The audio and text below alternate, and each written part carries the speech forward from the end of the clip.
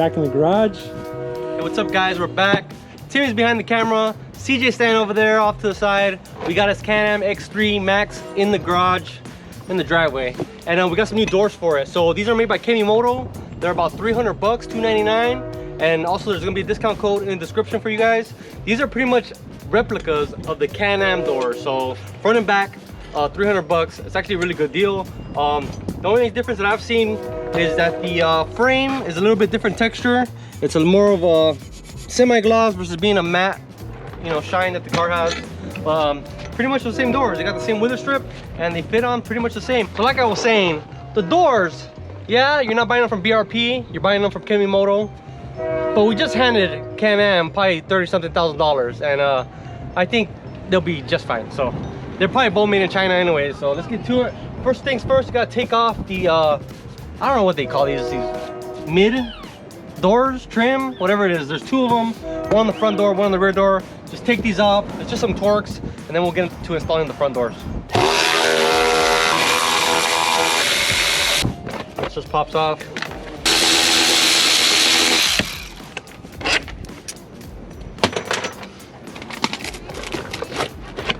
Still got something. Man, Glamis. it's got Glamis sound in there. If you haven't seen the Glamis videos, go check them out. They were a lot of fun, right? We had a blast, right Timmy? We're gonna go back very soon. All right, so prep your door. Get all the sand out of there. And then we're no longer gonna use the Torx. We're gonna use the 4mm Allen. All right, so the front doors come with the hardware pre-installed. Pretty much just take the nuts off, run the bolts through the top, and then align the door as best as possible, and then you're gonna tighten everything down. You can see that the bolts have this washer that has a convex to it that goes on the upper frame like this, and it hugs the frame, just like the OEM doors. So then this goes from the bottom and just slides in. Then we'll start running some of these nuts in, no homo. On the outside of the doors, you want to align it as best as possible. It's not gonna come out perfect, but you want to get the edges as close as you can. All right, so I haven't completely tightened them. Just remember, when you want to align the door, now's the time to do it. These holes on the lower frame are actually slotted, so you can move this door forward and backward. And get it where you want it, close the door, have them semi-snug, not all the way, and kind of align it where you want it to be. So like right there, as long as the weather strip is touching the fender here and it's got a nice tight fit, you should be fine. And I think we like it right there. We're gonna go ahead and tighten it down, and then we'll recheck it once everything's tight. All right, those are tight, and that's all it takes to do the front doors. Dude, this one closes a lot better than the other side. So real quick, I want to note that on the other side, this doesn't close as tight, and the other side was rattling, and I don't think that's the Kemimoto's fault or the lower door's fault. It's actually the OEM door is kind of angled on the top. This one doesn't have that issue, and as you can see, there's no real rattle besides where the latch is at. But it's nice and tight right here. The weather strip is gonna seal all this from getting dirt in, and this is gonna help seal as well. So it looks really, really good. I'm gonna show you guys the other side, because the other side we did have a little bit of issues. So on the other side, it doesn't fit as tight, and you can see this rattle that we got going on here. And I'm pretty sure it's because look how close the upper part of the door is to the plastics. I think the door is like this instead of being like this. We might have to do some adjustments on that later. So let's go ahead and do the rear door. There's a little bit of a difference going on there. You gotta drill out some rivets because there's one bolt that you need to gain access to. You know, this is very similar to the front door. The only difference being that on this edge here, there's a bolt, a real short bolt that goes, you know, forward in this way. And then up here, there's a clip that will go in. You go bring the other hardware? Thanks, CJ. And then this bolt here to the very front, in order to gain access to the bolt from the top, you actually have to drill out the rivets on this panel here. So we're gonna drill out the rivets and show you guys how to do that. All right, so this is a 13/64 drill bit, and we're gonna drill this out. Hopefully it doesn't start to spin on us.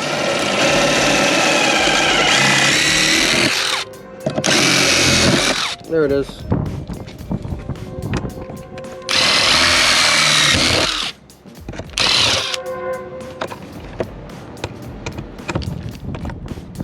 On the rear of the rear door, there's this nut. Make sure that the threaded portion is facing downward. You're gonna snap that into place like that, and then we're gonna go ahead and put the bolts in it.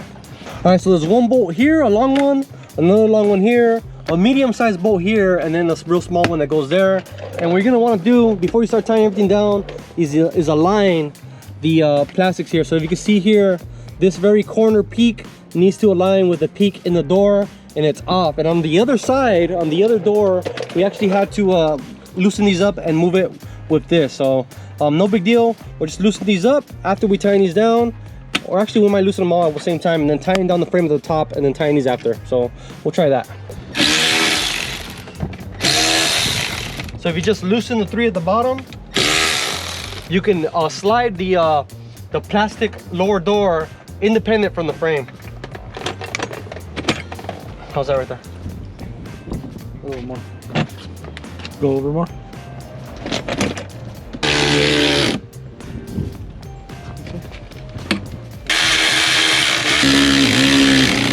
So these doors have a weather stripping all along the lower edge and on the sides too, and actually helps with the mud getting in, also helps with vibrations and rattles. So they're actually really well made. I feel like these doors are probably made at the same exact factory as the BRP ones.